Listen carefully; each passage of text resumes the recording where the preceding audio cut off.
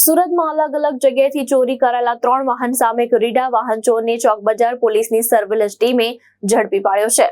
EFIR પરથી દાખલ થયેલા 3 ગુનાઓનો ભેદ ઉકેલી પોલીસે કુલ 60,000 રૂપિયાનો મુદ્દામાલ કબજે કર્યો છે। સુરત શહેરમાં વાહન ચોરીના વધતા બનાવને લઈને ચોક બજાર પોલીસને સર્વેલન્સ ટીમે કાર્યવાહી હાથ ધરી હતી। પોલીસ કમિશનર અનુપમસિંહ ગેહલોતના માર્ગદર્શન હેઠળ ચોક બજાર પોલીસ અને સર્વેલન્સ સ્ટાફ દ્વારા EFRI પરથી દાખલ થયેલા ગુનાઓની તપાસ દરમિયાન એક આરોપીને ઝડપી પાડવામાં આવ્યો હતો।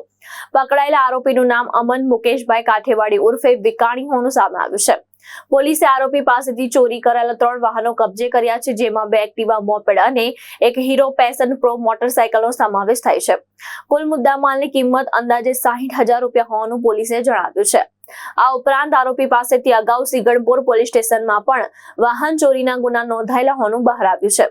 હાલ પોલીસે આરોપીની ધરપકડ કરી વધુ તપાસ હાથ ધરી છે। ભાવેશ ઉપાધ્યાય, દ્રષ્ટિકોણ ન્યૂઝ, સુરત।